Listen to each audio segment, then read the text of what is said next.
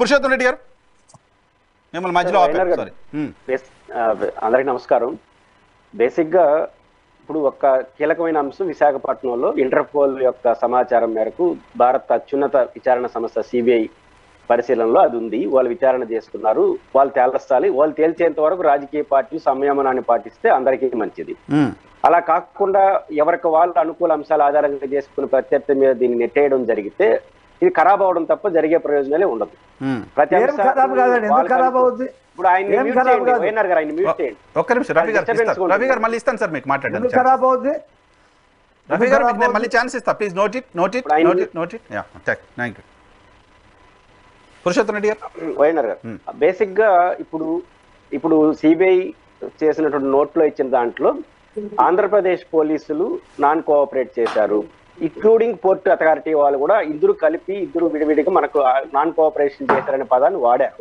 దాని ఆధారం చేసుకుని చంద్రబాబు నాయుడు గారు లీడర్ ఆఫ్ అపోజిషన్ గా అదే మెన్షన్ చేస్తూ ఆంధ్రప్రదేశ్ ప్రభుత్వం ఇన్ఫ్లుయెన్స్ మేరకే ఆంధ్రప్రదేశ్ పోలీసులు ఇట్లా వ్యవహరిస్తున్నారనే ఇంటర్ప్రిటేషన్ చేశారు. దాని కొనసాగింపు లోకేష్ గారు ట్విట్టర్ లో జగన్ గారి పైన ఆరోపణలు చేశారు. ఇప్పుడు సజ్జల రామకృష్ణారెడ్డి గారు ఏం చేశారు, ఆ సంధ్యాకు సంబంధించినటువంటి వాళ్ళ కులమో లేకపోతే పార్టీయో లేకపోతే వాళ్ళకున్న అనుబంధాల ఆధారంగా చేసుకునేసి ఇది తెలుగుదేశం పార్టీ వస్తుంది నేను మాట్లాడేశాడు. దీనివల్ల ఏం ప్రయోజనం ఉంది? ఇప్పుడు రెండుటి వల్ల అయిందంటే దీని ఆధారం అది కరెక్ట్ కాదా ఇది కరెక్ట్ కాదా అని విచారణ సంస్థలు చెప్పాల్సిన విషయాలు రాజకీయ పార్టీలు పబ్లిక్ గా వచ్చి చెప్పేయడం వల్ల వ్యవహారం మొత్తం సంక్లిష్టంగా మారుతుంది, అన్నెసరీ కాంట్రడిక్షన్ వస్తుంది అనేది ప్రాథమికమైన అంశం. రెండో అంశం ఏంటంటే ఇప్పుడు ఆంధ్రప్రదేశ్ పోలీసులు జగన్మోహన్ రెడ్డి గారు మాట వింటారనేది మనం నిర్ధారణకు వస్తే సిబిఐలో మోడీ గారు మాట వింటారని నిర్ధారణకు కూడా రావాల్సి వస్తుంది కదా. ఇప్పుడు సిబిఐ అటానమస్ బాడీ, పోలీసులు స్టేట్ గవర్నమెంట్ పరిధిలో పనిచేస్తారు. పోలీసులు కూడా autonomous body, IPS officer autonomous body. ఎవరు కాదన్నారు పోలీసులు కూడా అటానమస్. ఎవరు మాట క్లర్క్ కూడా వాళ్ళు రూల్ ప్రకారం పనిచేయాలి కానీ ముఖ్యమంత్రి చెప్పినట్టు వినాలని ఎక్కడ ఉందా రాజ్యాంగం? ముఖ్యమంత్రి చెప్పినట్టు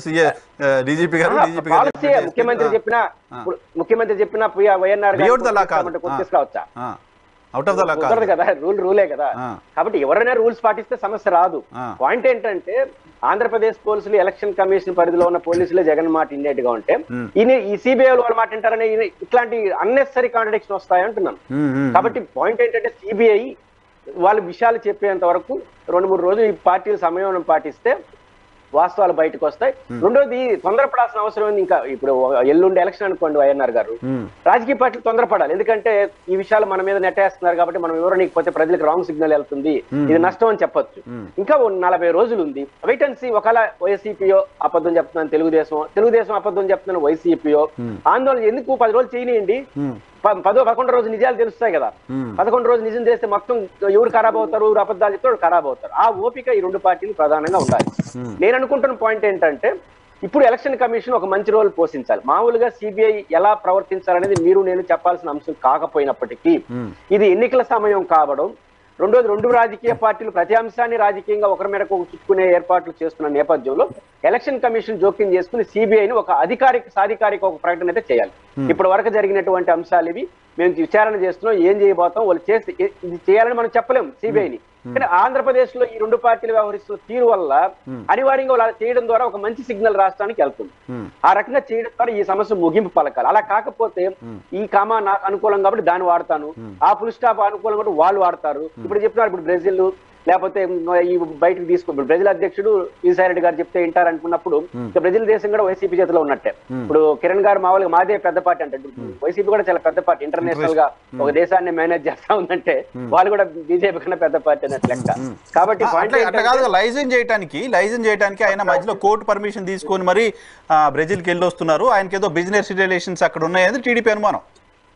నేను కాదన్న, అనుమానాలు పెట్టుకోండి, అనుమానాలని ఆ సదరు విచారణ సంస్థకు మీరు ఇవ్వండి, నోటు ద్వారా ఇవ్వండి, విజ్ఞప్తి చేయండి, అవసరమైతే విచారణకి లెటర్ రాయండి, తప్పే ఉంది. ఇప్పుడు సిబిఐ ఇచ్చిన లెటర్ కి ఎంత విలువ ఉంటుందో రవిశంకర్ గారు ఇచ్చిన విలువ కూడా అంతే విలువ ఇవ్వాలన్నా వద్దా? ఆయన కూడా ఐపీఎస్ ఆఫీసరే కదా, ఆయన ఏమైనా ఇచ్చాడు ఆ లెటర్ కి సంబంధించి. వారు మమ్మల్ని రిక్వెస్ట్ చేస్తేనే మేము వెళ్ళాము, అక్కడ ఇంటర్ప్రిటేషన్ జరిగినట్టు టెక్నికల్ అంశాలు అదే వచ్చి అదేమి లేదు, మాకు థ్యాంక్స్ కూడా చెప్పారు వాళ్ళని ఆయన అంటున్నాడు. ఇప్పుడు ఆయన ఇగ్నోర్ చేసేస్తామా? ఆయన ఆంధ్రప్రదేశ్ ఐపీఎస్ ఆఫీసర్ కాబట్టి ఇప్పుడు ఈయన ఇగ్నోర్ చేయదలుచుకుంటే సిబిఐ కూడా ఇగ్నోర్ చేయాలి. వాళ్ళేం కొత్త, వాళ్ళు కూడా ఐపీఎస్ ఆల్ ఇండియా సర్వీస్ మ్యాటరే కదా. బహుశా ఆడ విచారించే వాళ్ళు ఆయనకన్నా చిన్న అధికారం ఉంటాడేమో. ఆ సిబిఐకి వచ్చిన టీంలో ఈయన డీసీ అంటే దాదాపు డీజీపీ క్యాడర్, ఐజీ క్యాడర్ ఉంటాడు రవిశంకర్ గారు. ఈయన ఇంకా ఆడికి వచ్చిన వాళ్ళు ఇంకా తక్కువ క్యాడర్ ఉంటారు. మరి ఈయన్ని విశ్వసించినప్పుడు ఆయన కూడా విశ్వసించకూడదు. కాబట్టి ఇద్దరు సంయమనాన్ని పాటించి 2 రోజులు ఆగితే వాళ్ళు చెప్పనియండి విచారణ సంస్థ వాళ్ళు ఏం తేల్చుకున్నారు, ఏం చెప్పారు తెలుసు. అప్పుడు ఆటోమేటిక్ గా ప్రజలు నిర్ధారణకు వస్తారు. అప్పుడు రాజకీయ విమర్శలు చేయొచ్చు. అంతవరకు సంయమనం పాటించకపోతే మాత్రం ఈ రాష్ట్రానికి రాంగ్ సిగ్నల్ అవుతుంది. నా రిక్వెస్ట్ ఏంటంటే అధికారులు ఎలక్షన్ కమిషన్ ఇంటర్ఫేర్ అయ్యి ఎలక్షన్ సిబిఐని ఇప్పటి వరకు వాళ్ళు ఏం తేల్చారు, వాళ్ళకి ఏమనుకుంటున్నారో ప్రజలు కన్ఫ్యూజ్ కాకుండా, రాజకీయ పార్టీలు కాదు, వాళ్ళు ఎటువంటి వాళ్ళిద్దరికి వాస్తవాలు మనందరికన్నా బాగా తెలుసు, కానీ వాళ్ళు చెప్పరు, వాళ్ళకి అనుగుణంగా అంశాలే చెప్తారు. కాబట్టి ఈ విచారణ సంస్థ ప్రాథమికమైనటువంటి అభిప్రాయాన్ని ఆంధ్రప్రదేశ్ ప్రజలు గందరగోళం కాకుండా ఉండడానికి కావాల్సిన బహిరంగ ప్రకటన చేస్తే బెటర్ గా ఈ సమస్యకు ఒక ముగింపు వస్తుందని నేను అనుకుంటాను. Right sir.